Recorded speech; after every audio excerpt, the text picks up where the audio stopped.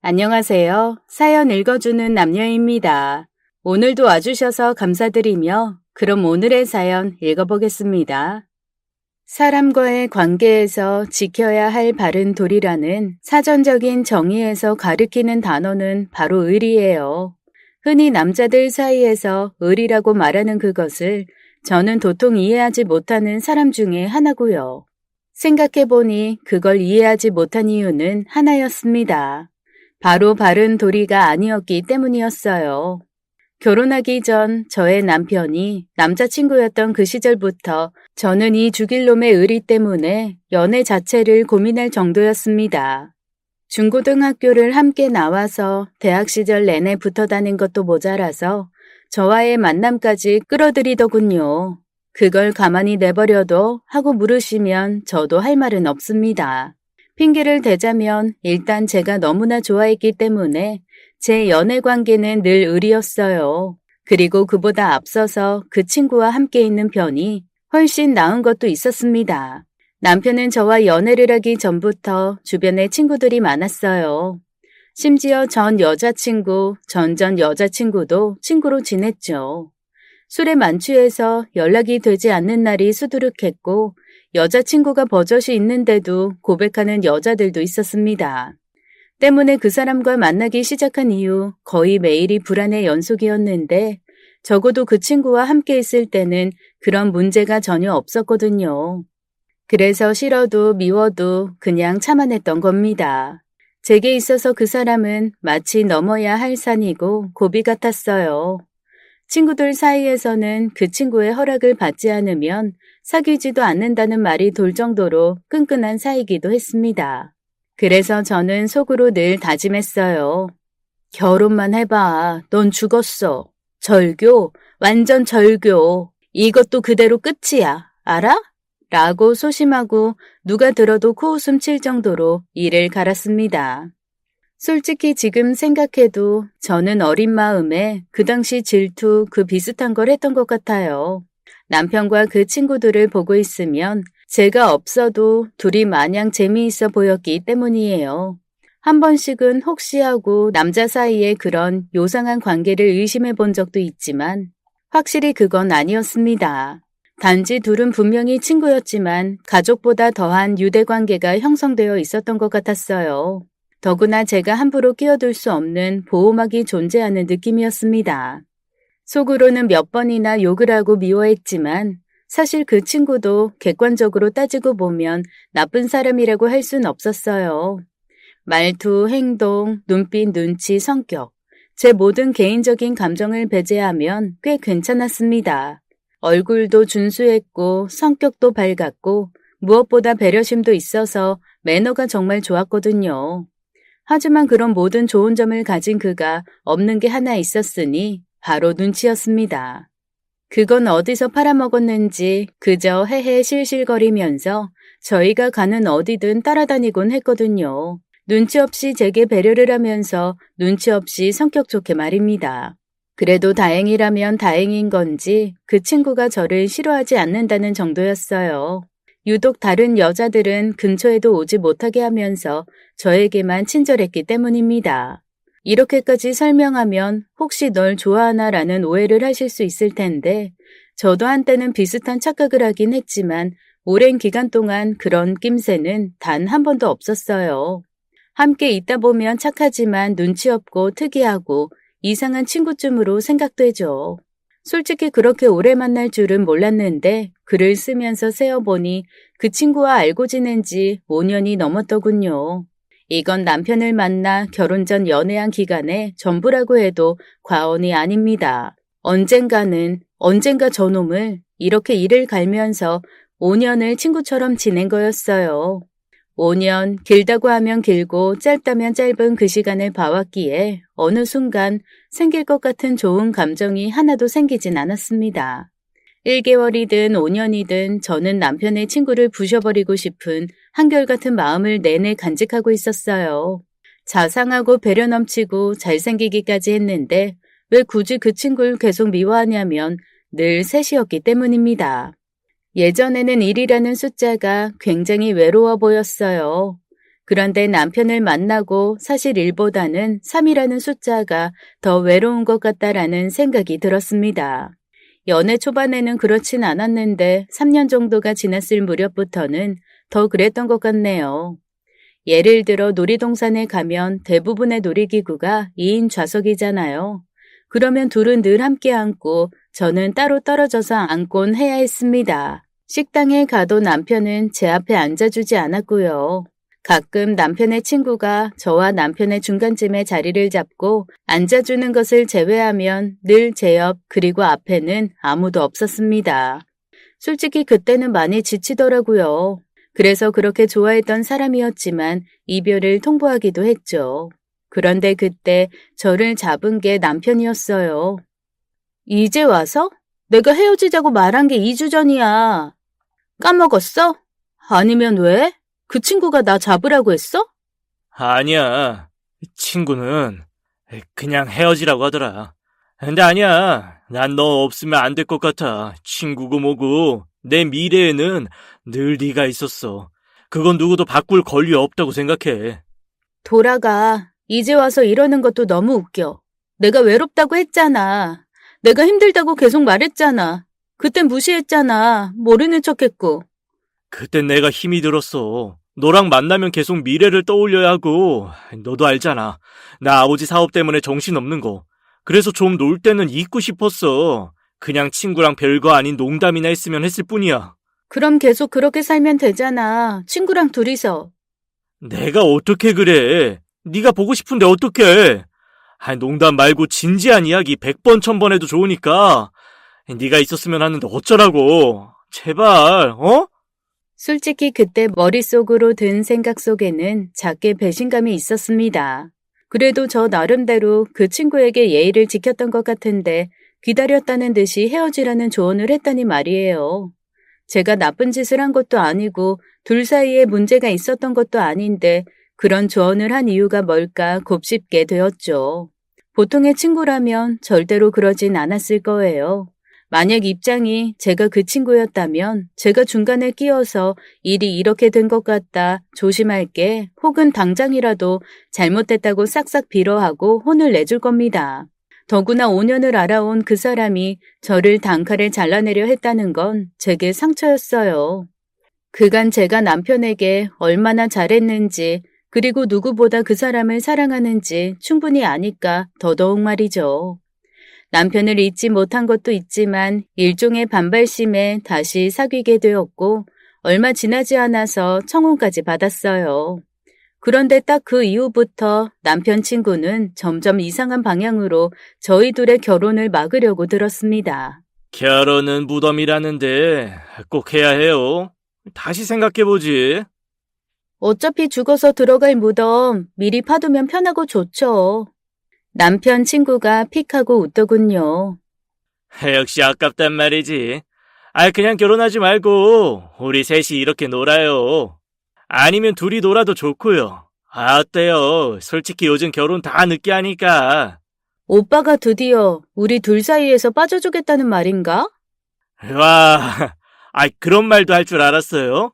한 번 헤어지고 돌아오더니 가시가 잔뜩 있어서 무슨 말을 하는 게 무섭네요. 진정해요, 진정. 진정이요? 오빠한테 그냥 헤어지라고 하셨다면서요. 그럼 10일 넘게 여자친구랑 헤어졌는데 헤헤거리고 있는 놈한테 정신 차리고 얼른 잡아라. 이래요? 내가 왜 그런 말을 했는데요? 바본가?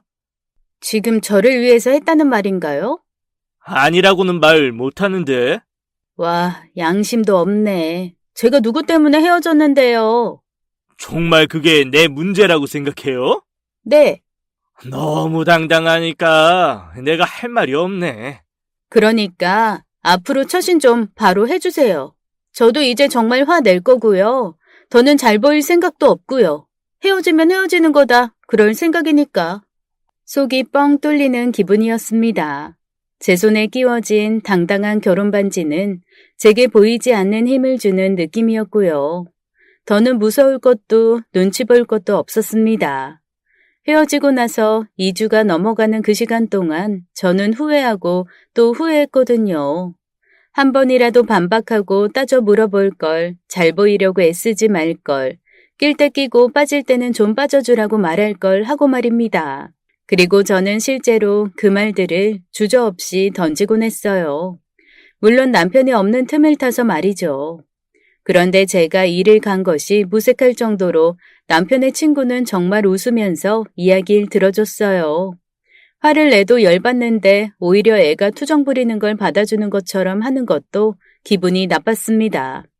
녀석은 확실히 강적이었어요.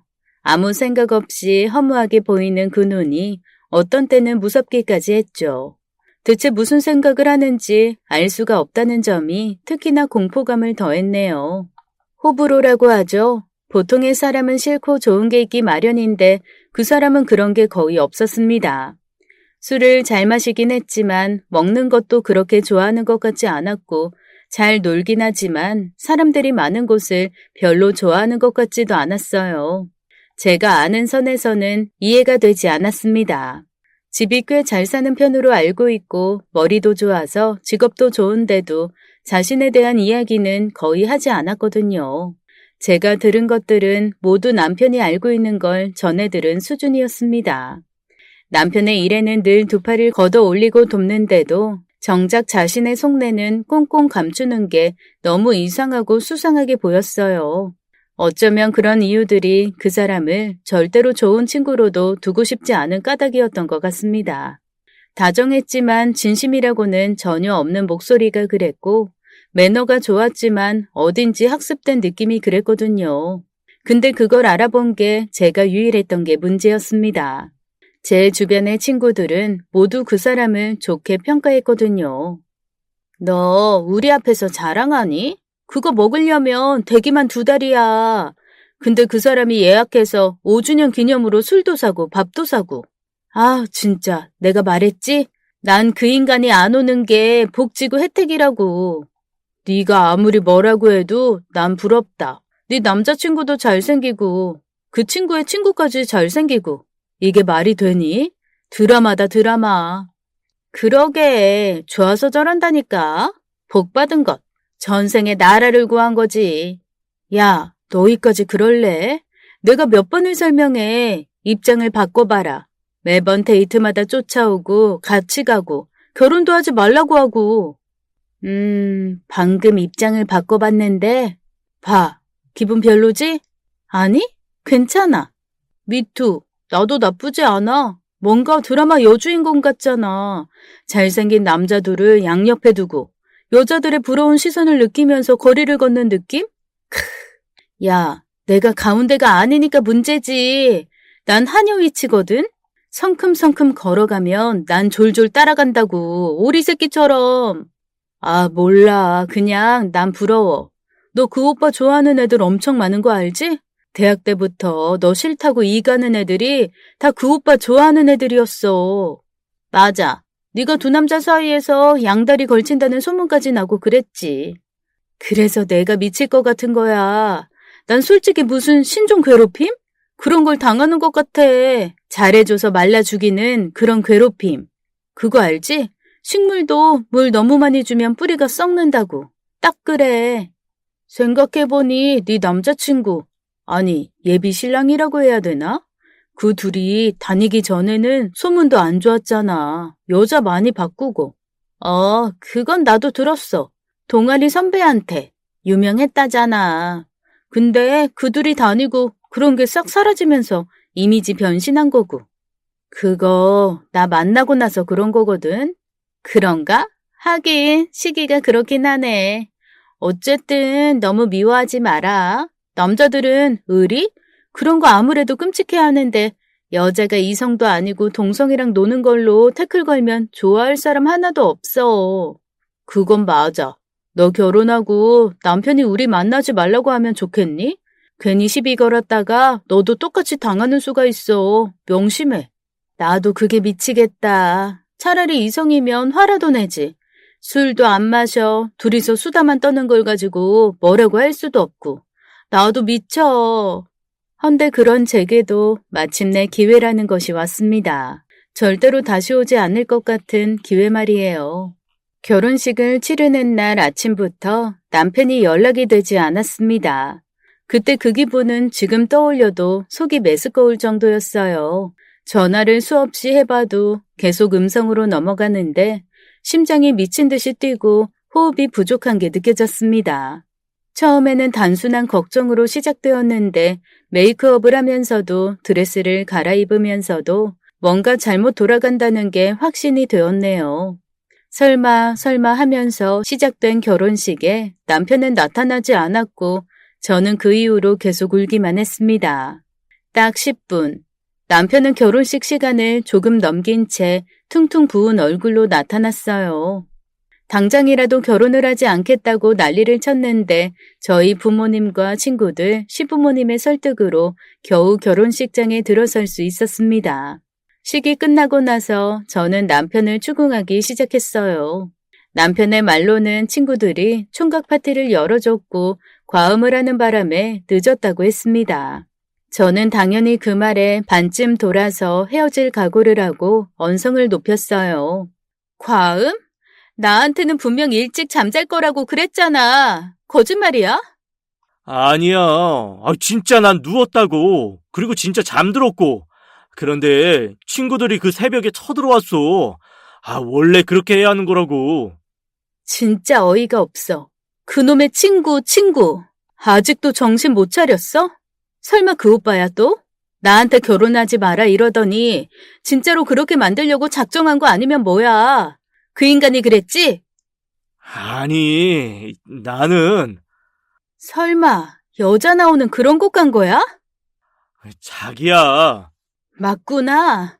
말끝 늘리는 것만 봐도 난 거짓말인지 알겠네. 결혼식 전에 그러고 놀고 싶어? 미친 거야? 결혼이 장난이야? 이럴 거면서 왜 나랑 결혼하자고 그랬어? 진짜 아니야. 나 정말 아니라고. 그런 곳은 맞는데 자기가 상상하는 그런 일 절대로 없었어. 맹세. 내 친구 그런 거 정말 싫어하는 거 알잖아. 진짜야. 다른 친구들은 그런 목적인 건 맞는데 난 아니었어. 뭐 하면 물어봐. 남편은 정말 억울하다면서 팔짝팔짝 뛰었고 결국 남편의 친구까지 불러왔습니다. 그런데 표정은 얼떨떨해 보이더군요. 어제 마신 술 때문에 자신도 기억을 못하는 건지 아니면 아직도 술에 깨지 않은 건지 멍한 표정으로 저와 남편을 번갈아 보기만 했죠. 야, 너 말해봐. 내가 어제 룸사롱에 가긴 했어도 여자 만나고 그런 건 안 했다는 거 알잖아. 기억나지? 나 취해서 기절한 거. 그렇지. 나도 어제 술 먹어서 기억이 잘 나진 않는데. 그걸 믿으라고요? 저 사람은 어떨지 몰라도 저 오빠 취한 거 한 번도 본 적이 없어요. 그만큼 술도 잘 안 마시고 절제도 잘하잖아요. 근데 가장 친한 친구 결혼식 전에 만취를 했다고요? 맞아. 그 새끼. 준호가 술을 말아서 줬는데 그게 엄청 독했어. 그래. 나도 그거 먹고 기억이 안 나네. 내가 전화를 해서 욕을 한 바가지를 해줄게. 진짜 믿어줘. 우리 둘 다 그냥 마시고 그 자리에 뻗은 거야. 진짜야, 혹시 못 믿겠으면 준호한테 연락해보는 건 어때요? 정말 그래도 되겠어요? 네, 난 떳떳하니까요. 전화번호 줘요? 여기 있어요. 제 휴대폰으로 전화해봐요. 그럼 간단할 테니까. 자. 됐어요. 오빠 말이니까 믿을게요. 그래? 그럼 화를 좀 풀고. 아니, 일단 전화를 해보는 게 좋을 텐데. 의심이 가면 확실히 푸는 게 좋으니까. 안 그래요? 저도 의심받기 싫기도 하고, 이렇게 신혼이 시작되면 안 되는 거잖아요. 그만하면 증명됐어요. 알았다고요. 봐, 우리 자기는 다른 여자들이랑 다르다니까? 아니다 싶으면 딱 거기까지 하는 사람이라고. 뒤끝도 없고. 어쨌든 이번 일은 정말 미안해. 내가 평생 속죄하면서 갚을게. 딱 좋은 기회라고 생각했는데 그 기회는 그렇게 날아가고 말았어요. 하지만 운이 좋은 건지 바로 얼마 지나지 않아 기회는 또 찾아왔습니다. 바로 저희의 신혼여행이었어요. 휴가를 맞추기 위해서 결혼식 이후에 바로 가지 않고 3일 정도 신혼집에 머무르다가 출발해야 했습니다. 그런데 하필이면 그때 시기였기에 미리 예약했던 해외여행은 갈 수가 없었어요. 웃긴 건 대책 없는 여행사에서도 최대한 밀어주겠다고만 약속하고 환불도 해주려 하지 않았죠. 솔직히 최악이긴 했어요. 딱 제가 결혼한 그 타이밍에 식장 인원수 제한은 물론이고 여행까지도 갈 수 없는 정도였습니다. 계속 시기를 보면서 미루고 미룬 건데도 어쩔 수 없이 그렇게 된 거였죠. 그래서 결국 신혼여행지를 다시금 제주도로 잡게 되었어요. 문제는 거기에 그 인간이 쫓아온 거였습니다. 재택근무로 변경이 되어서 회의 정도만 참석하면 시간이 남는다는 핑계를 대면서 말이에요. 정말 부셔버리고 싶었는데 남편은 그걸 또 좋다고 헤헤거렸죠. 거기에 저희 방까지 술에 잔뜩 취해서 들어와서 술주정을 하고 난리가 아니었네요. 기분은 정말 너무 불쾌했지만 한편으로는 이걸로 트집을 제대로 잡아서 아웃시키자는 생각만 했습니다. 우리 신혼여행까지 따라왔어. 이래도 계속 감쌀 거야? 아무래도 가장 친한 친구가 장가를 가니까 기분이 싱숭생숭한가 봐. 그냥 이번에는 모른 척하면 안 될까? 술 먹고 실수한 건 처음이고. 이게 정상이야? 오빠가 보긴 이게 정상이냐고. 처음이니까 봐주자고? 그럼 내 신혼여행은 두 번째야? 나도 처음이야. 근데 왜 내가 셋이서 여행을 하고 술주정까지 받으면서 보내야 하는 건데? 도대체 내가 왜? 자기야. 저 녀석이 안 그런 애인데 왜 그러지? 이번에 그냥저냥 넘어갈 생각하지 마. 선택해. 어쩔 거야? 선택이라니. 설마 둘 중에 하나를 택하라는 거야? 그래. 나도 비참해. 연애를 5년 넘게 해왔고 청혼받고 다시 1년이야. 결혼식에는 지각하고 신혼여행은 쫓아오고 도대체 나한테 왜 그래? 어떤 여자가 이런 상황을 그냥 넘어갈 수 있는데 한번 데리고 와봐. 그럼 그 친구랑 절교라도 하라는 말이야? 당연히 해야지. 그럼 안 해? 그때 남편이 깊게 숨을 들이쉬고는 작게 내뱉었어요. 얼굴에는 온갖 고민이 다 스치는 것 같이 복잡한 심경이 그대로 드러났죠. 그러더니 이윽고 제 앞에 무릎을 꿇었어요. 몸이 떨렸습니다. 그 친구를 택했다는 그 배신감이 온몸에 진동을 준 것 같았어요. 그래? 오빠 결정이 그 인간이라는 거지? 알았어. 헤어지자. 끝내. 그게 아니야. 들어봐. 그 친구는 내 인생, 아니, 내 목숨을 구한 은인이야. 그래서 난 절대로 버릴 수 없어. 그럴 수 없어. 인생? 목숨이라니? 그게 무슨 말이야? 사실은 이야기는 남편의 고등학교 시절로 돌아갔습니다. 그 당시만 해도 작은 건축사무소를 근근히 유지하고 있었던 남편의 아버지가 무리하게 사업을 확장하려고 시도했다더군요.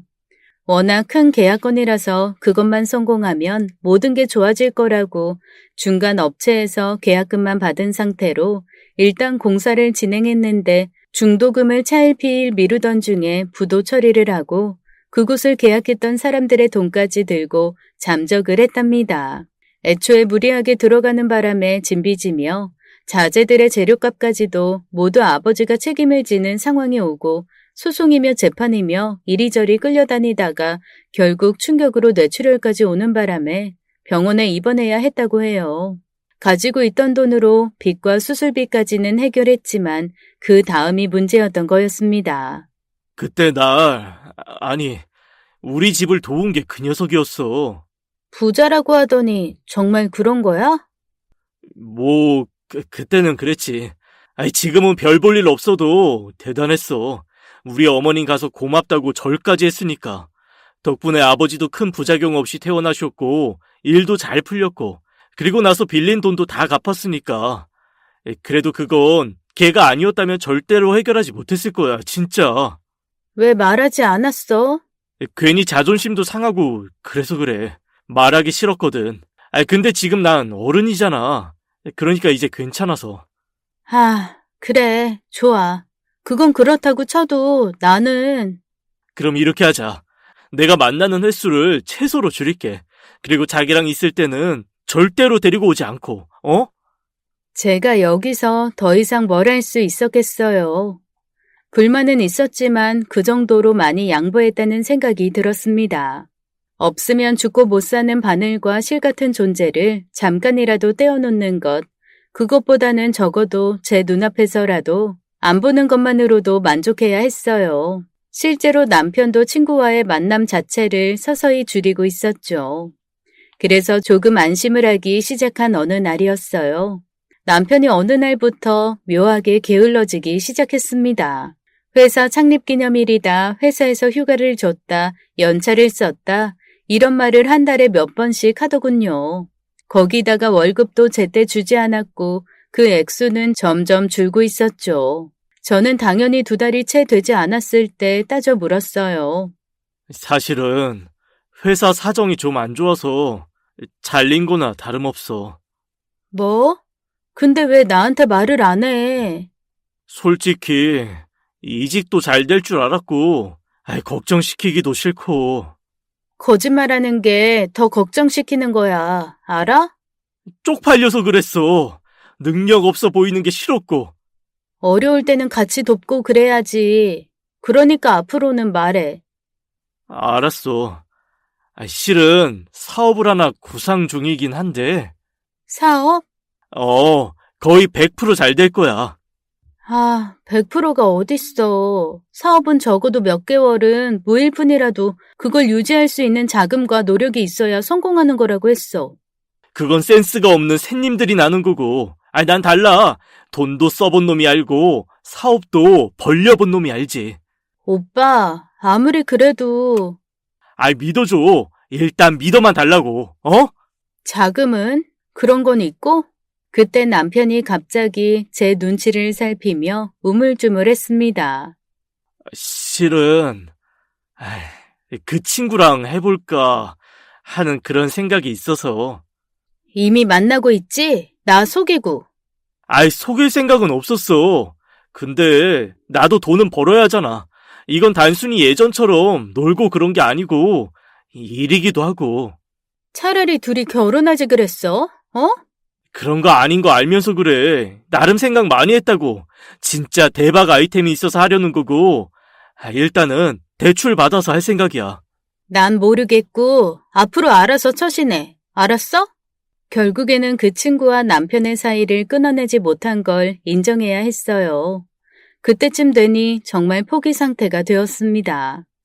이전에는 단순한 친구였다면 그때는 일로 묶여 있었기에 더 간섭하지도 못했고요.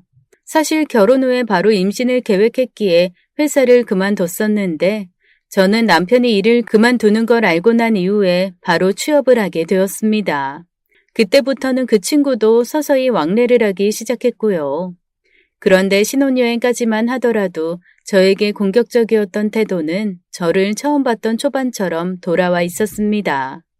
다정하고 매너 있는 태도였죠.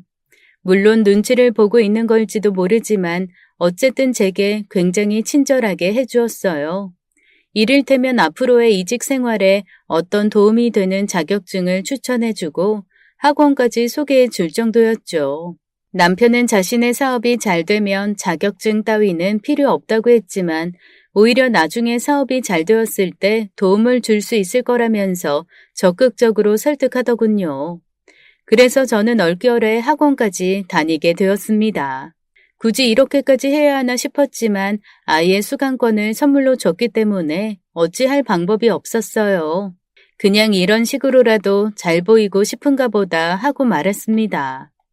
결혼 반년차, 그때 남편과 저는 둘 다 너무나 바쁜 생활을 보냈던 것 같아요. 남편은 본격적으로 사업을 준비하고 있었고 저는 직장이며 학원이며 오가는 것만으로도 벅찼습니다. 집에 돌아오면 청소하고 정리하고 씻고 쓰레기를 버렸고 끼니도 대충 시켜 먹는 수준이었네요. 그리고 나서도 쉬지 못하고 저는 공부를 마저 했고 남편 역시도 한참을 사업 문제로 통화를 하고 들어오기 일쑤였습니다.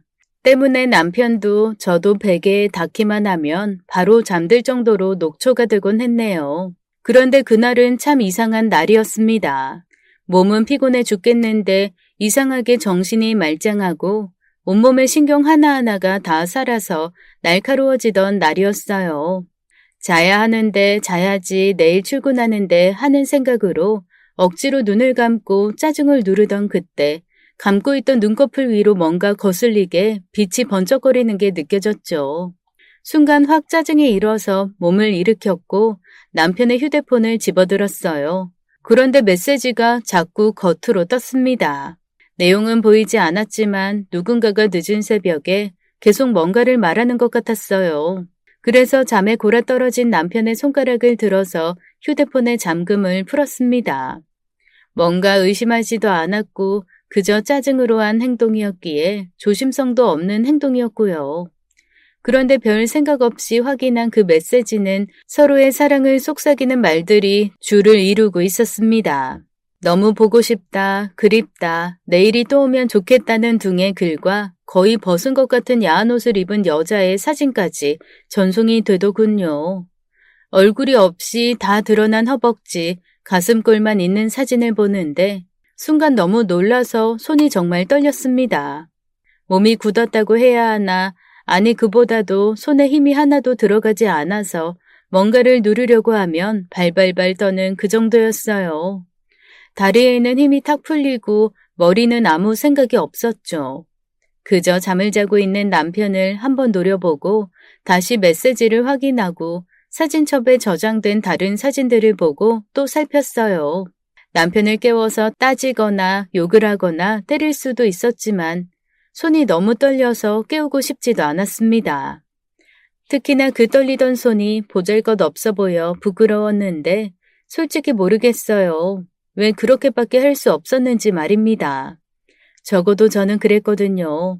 그런 상황에서 적어도 당당하자, 내 죄가 아닌 것에 주눅들지 말자고, 그래서 제어할 수 없을 정도로 떨리는 손이 너무 부끄러웠습니다. 저의 동요만은, 저의 상처만은 적어도 바람피운 남편에게 보여주고 싶지 않은 모습이었어요. 그래서 제가 택한 건 친구들의 도움을 받는 거였습니다. 됐어. 더 설명하지 않아도 충분해. 얼굴은 모른다는 거지? 온통 몸 사진뿐이더라고. 괜찮아. 여자는 이제부터 찾으면 그만이니까. 그래. 근데 너 표정이 왜 그래? 네가 죄 졌어? 당당하게 어깨 펴. 그래서 말인데 나 좀 도와줄 수 있어? 그걸 왜 물어? 당연한 거지. 애초에 그 여자 일부러 너 보라고 보낸 거야. 몰래 그러다가 들킨 거 아니라고. 정말? 그래도 설마. 내가 봐도 그래. 아니고서야 그 새벽에 문자를 보낸다고? 그것도 사진을 한 장도 아니고 여러 장을? 이건 도전장이야. 맞아. 이런 경우에는 만난 지 좀 된 사이일 가능성도 있어. 그렇지. 이혼한다 뭐 한다면서 네 남편이 시간 끄니까 일부러 도발한 거야. 내가 눈치를 못 채서? 네 남편 이상한 점 못 느꼈어? 이상한 점이라면 짐작가는 부분이 있긴 있어요. 사업을 준비하기 시작하면서 사무실을 임대했는데 그곳이 오피스텔이어서 그곳에서 씻고 먹고 잠을 자는 게 가능하다 말을 했었죠. 달라진 샴푸 냄새며 입고 나간 옷이 바뀐 적이 몇 번이나 있었기에 제가 물어본 거고요. 생각해보니 통화도 꽤 긴 편이었습니다. 항상 용건만 간단히 했던 예전과는 확실히 다른 모습이기도 했어요. 저는 그저 사업을 위해서 어쩔 수 없이 통화를 길게 했다고 넘어간 부분이기도 했죠. 그렇게 저는 미심쩍은 정황들을 정리하고 친구들과 남편의 뒤를 밟았어요. 헌데 기세와는 다르게 첫째, 둘째 날, 그리고 셋째 날까지도 보기 좋게 실패했죠. 남편은 그저 사무실, 집 사무실, 집만 오갔기 때문입니다. 그러다 더 이상 휴가를 낼 수가 없어서 마지막으로 찾아간 날, 저희는 남편이 한 젊은 여자와 팔짱을 끼고 사무실에서 나오는 걸 목격했어요. 친구들은 따라잡자고 발버둥을 쳤지만 저는 그보다 더 먼저 다른 걸 알아야 했습니다. 사실 우리가 계속 실패했던 원흉을 찾아가는 거였어요. 바로 남편의 친구였습니다. 왜냐하면 이전부터 그 낯선 여자가 계속 사무실을 들락거렸지만 늘 그 곁에는 제 남편이 아니라 그 친구와 함께였거든요. 순간 결혼하지 말라는 그 사람의 충고가 떠오르면서 소름이 쫙 끼쳤습니다. 그래서 남편이 그 여자와 사라지고 친구들이 그 뒤를 쫓았고 저는 홀로 사무실로 걸음을 옮겼고 문을 두드렸어요. 그리고 그 인간과 눈이 마주쳤죠. 놀라지도 않고 씩하고 웃는 그 남자의 얼굴을 오른쪽 주먹으로 때렸어요. 뺨 그런 것으로 해결될 분노가 아니었습니다. 할 수 있다면 그 자리에서 얼굴 위로 주먹질을 내리하고 싶을 정도로 저는 그간에 쌓여왔던 화가 터져나오는 느낌이었어요. 뒤늦게 손이 저릿하고 아프다는 걸 느꼈지만 아랑곳하지 않고 안으로 성큼성큼 들어섰죠. 안은 제가 상상했던 사무실과는 많이 달랐어요. 책상이 가운데 하나 있긴 하지만 그냥 가정집이나 다름없었습니다.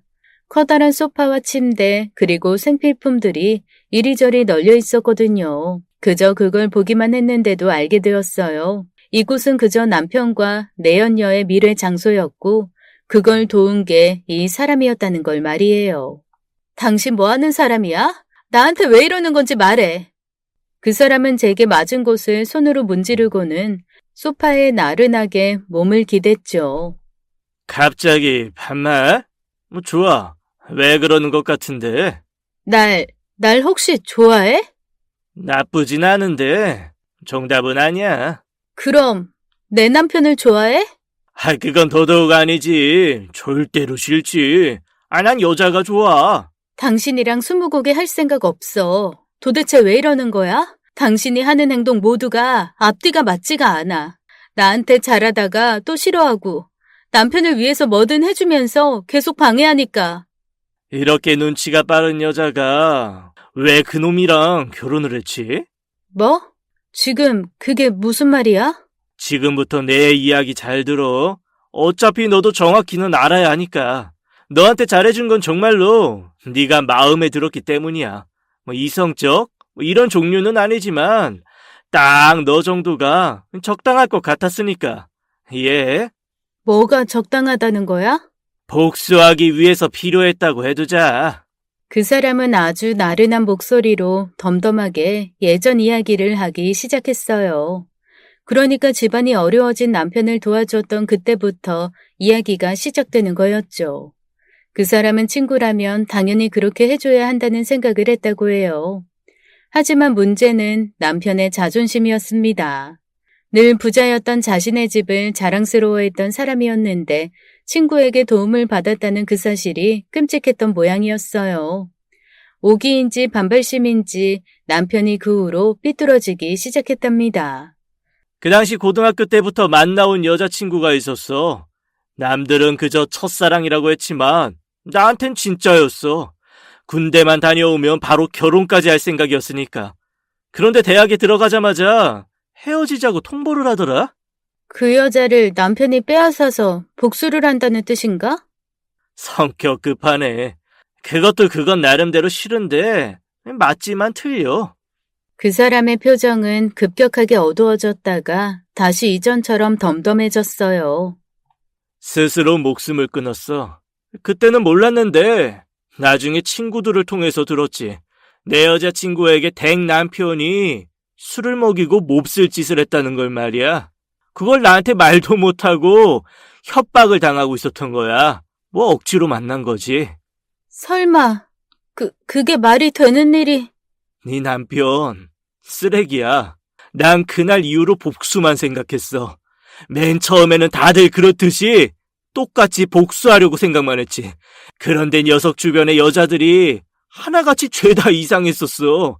돈을 목적으로 다가오거나 가볍게 놀고 싶은 여자들 뿐이었지. 그러다가 내가 걸렸구나. 거기까지는 앞뒤가 맞았습니다. 돌이켜보면 이전에 다른 여자친구들에게는 굉장히 쌀쌀맞게 대했다는 건 동기들이라면 다 아는 사실이었으니까요. 그리고 제게 잘해준 것까지도 그랬습니다. 유일하게 제게만 그렇게 다정하게 대했고 초반에는 싸움을 해도 늘 제 편을 들어줄 정도였어요. 그런데 그 복수 계획에 차질이 생긴 건 제가 전혀 그 사람에게 관심을 보이지 않으면서 끝나게 된 겁니다. 당시 저는 그 사람이 진심으로 저를 대하지 않는다는 생각을 하고 있었기에 아무런 감흥이 없었고요. 더구나 남편 역시도 저를 만나는 동안 계속 바람을 피웠기 때문에 복수 조건 자체가 성립이 되지 않았다고 합니다.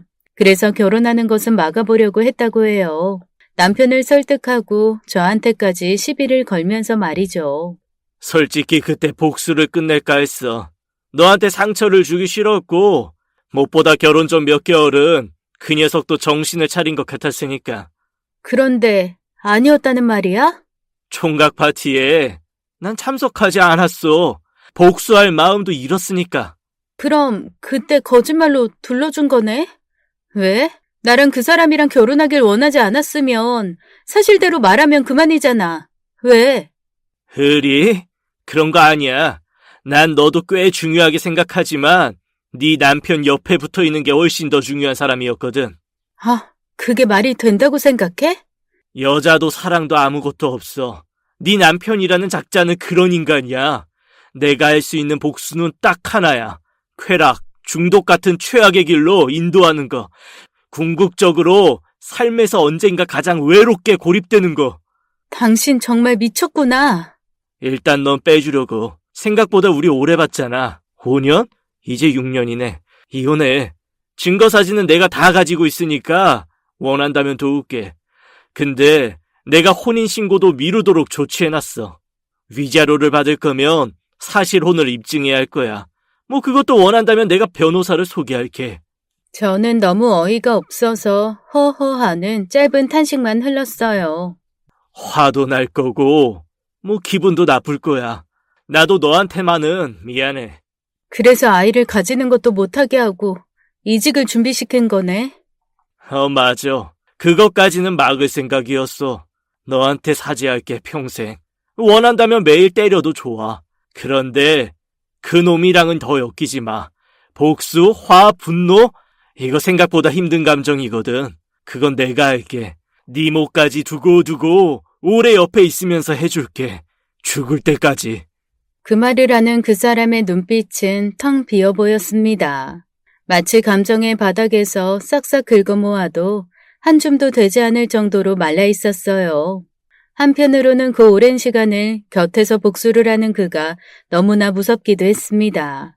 증오하는 감정을 가지고 곁에서 웃어야 한다는 건 얼마나 끔찍한 느낌일지 전 상상만 해도 몸서리가 쳐졌네요. 그 이후에 들은 말은 더 가관이었습니다. 괜찮은 사업이라고 했던 그건 역시 누가 봐도 사기라는 걸 알고 시작했다고 하더군요. 물론 본인은 부추기기만 하고 개입하진 않을 거라고 합니다. 거기에 더해 그 여자 역시도 꽃뱀이라는 사실을 알고 있지만 모르는 척 하고 있다고 했죠. 그렇게 그 사람은 제 남편이 망가져가는 걸 평생 지켜보면서 살겠다고 하더군요. 바로 을이라는 이름의 뒤에 숨어서 말이죠. 한편 남편과 내연녀를 쫓아간 친구들은 너무 흥분을 한 나머지 증거를 남기기도 전에 일을 저질렀어요. 호텔 앞에서 머리채를 잡고 한바탕 난리를 쳤다고 합니다. 그것 때문에 경찰서까지 다녀오게 되었고 제가 사실을 알게 된 걸 안 제 남편은 순순히 제게 위자료 명목으로 꽤 큰 돈을 주기로 약속하고 이혼을 해달라고 했어요. 아마 그건 역시도 남편 친구가 조언을 해줬겠죠. 애초에 혼인신고가 되어 있지 않아서 복잡해질 뻔한 문제가 완전히 해결되었어요. 그 길로 남편은 아예 집을 나갔고 저는 얼결에 그 집을 소유하게 되었습니다. 상황이 대충 정리되었을 때 친구들에게 자세한 내막을 설명해 줬더니 난리가 났어요. 와, 그 오빠 진짜 멋지다. 그럼 자신의 첫사랑을 위해서 평생을 쏟아가면서 복수하고 있는 거잖아. 와, 대박. 그래도 난 좀 무섭다. 생각해봐. 나한테 진짜 잘하는 친구가 알고 보니 날 지옥으로 끌고 가려고 하는 거잖아. 소름. 그래도 이유가 있잖아. 넌 그냥 잘생기고 능력 있어서 좋아하는 거잖아. 뭐 어때? 겸사겸사. 똥도 싸고 오줌도 누는 거지. 순서가 뭐가 중요해? 그래서 머리채를 먼저 잡았냐? 으유. 그게 진짜 의리야. 고소를 두려워하지 않는 친구. 합의금을 서로 찔러주는 그게 진짜 의리라고. 하긴 너네 혹시나 바람 피우기만 해? 난 바로 이를 거야. 아, 이르기 전에 정신 차리라고 때려주든가. 그게 진짜 친구지. 어쨌든 일은 잘 해결됐잖아. 겨우 7개월? 조금 넘게 살았는데 위자료로 아파트 받았고 헤어지고 나서 이직도 잘했고. 야, 5년을 넘게 만났어. 그 기간은 어쩔 건데? 눈치 좀 챙겨라. 그건 그렇구나. 미안. 그런 의미는 아니었어. 됐어. 이제 아무 상관없어. 정말이야. 솔직히 남편이 바람난 사실을 알았을 때부터 저는 너무 힘이 들었었습니다. 눈앞이 컴컴해진다는 느낌을 실제로 받았고 죽고 싶은 마음까지 들었으니까 말이죠. 그런데 그런 끔찍한 일을 알게 됐고 누군가를 미워하는 일이 얼마나 힘든지 눈앞에서 보게 된 거였어요. 텅 비고 공허한 눈, 말라버린 감정. 희한하게 저는 그런 마음을 유지할 자신이 없어졌고 덕분에 들끓는 복수심과 배신감이라는 감정을 내려놓으니 마음이 한결 가벼워졌습니다. 물론 5년이라는 시간이 아까웠고 부모님에게도 죄송했어요. 아무리 혼인신고를 하지 않았다고 해도 제가 결혼했다는 건 기정사실이었죠. 하지만 그런 나쁜 남자와 결혼을 하려고 했던 건 누구의 탓도 아니었고 오로지 제 선택이었던 건 돌이킬 수 없는 부분이라고 봐요. 온전히 제 책임인 겁니다. 그러니 왜 일찍 말해주지 않았냐고, 왜 날 그런 복수극에 끼어들게 했냐고 원망을 하지도 않아요. 오히려 그 사람이 걱정이 됩니다. 제가 봤을 때 이미 진즉의 복수나 미움의 감정은 사라진 것 같은데 마치 습관처럼 그 감정으로 파고 들어가는 것처럼 보였거든요. 물론 남의 감정을 이렇다 저렇다 평가할 자격이 없는 건 저도 잘 압니다. 사랑하는 사람을 끔찍한 일로 잃어버렸으니 더더욱 말이에요. 하지만 확실한 건 그 사람도 사랑하는 사람이 불행하게 살길 원하진 않을 거라는 겁니다. 다른 건 몰라도 그건 확실해요.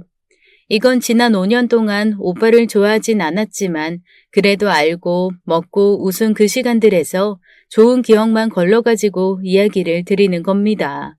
복수, 미움, 질투 이런 감정들이 질병과 같은 점은 딱 하나가 있다고 들었어요. 바로 지독하게 아프기만 하다는 거죠. 그러니 꼭 그 사람을 최악의 길로 데리고 가겠다면서 험한 길, 끔찍하고 더러운 곳으로 함께 들어가지 않았으면 좋겠습니다. 왜냐하면 어차피 그 사람은 그런 곳을 당신이 가르쳐주지 않아도 언젠가는 스스로 찾아 들어갈 사람이거든요. 한 사람을 사랑하지 못하고 인생의 목적도 없으며 꿈도 없이 부모님이 주신 것들을 쓰는 것밖에 하지 못하는 사람이라면 한참을 돌아가더라도 반드시 종착점에는 아무도 없을 겁니다. 그러니 이만 복수를 멈추고 그곳을 빠져나오시길 바라요.